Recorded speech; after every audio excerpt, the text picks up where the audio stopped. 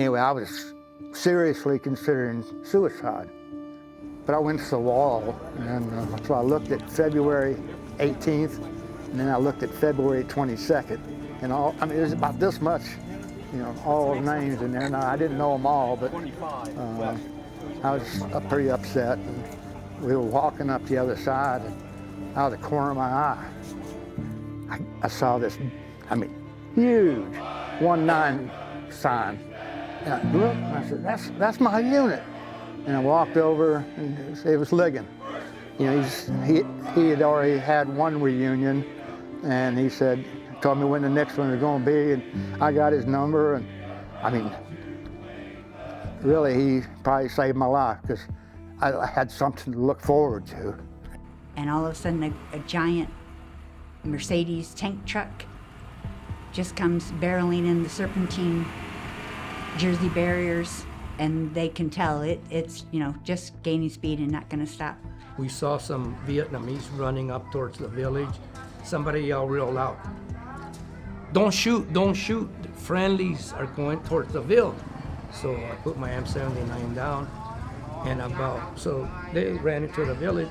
He had driven to railroad tracks. He called the police himself.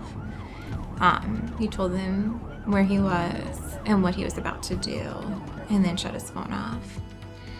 On my way back to the CP, Corporal Martin, who was with us briefly with my platoon, tells me to sit down, and I'm like, for what?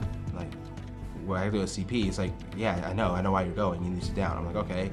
He's like, it's Grant, man. And I was like, what? He's like, it's Grant. He's been killed.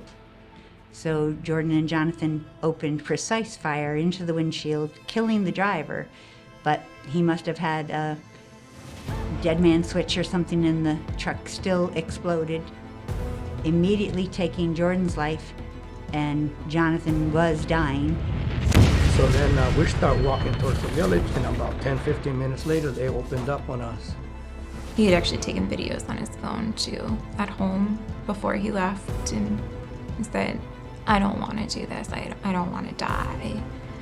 And silhouetted in the windows are 3 Marines, and you just know right away. And I just didn't listen. And First Sergeant Amber Cash was our casualty assistant officer, a good Marine, and she's trying to read the casualty report to me, and she's saying he was a hero, and I know I was yelling at her, and I said, do you know it's Jordan? His name is hard. It's H-A-E-R-T-E-R. I just kept yelling that to her because I thought she would have it wrong. I understand, like I said, I isolate myself a lot, really. I isolate myself, and it's a problem. It's not good. It's not. But for me, what kills the isolation for me is when I go ahead and I'm around Marines, no matter what generation. 1-9 Semper Fidelis reaches me. It is, I am in the fold, and it feels good. It definitely is a brotherhood. This is the best medicine there is. Having the camaraderie of being with your brothers is the best medicine. This is the generation of understanding. This is the generation of, understanding that we are human beings, no matter if you're a Marine or not. This is a generation that was willing to allow Marines to express and also provokes them to express these emotions.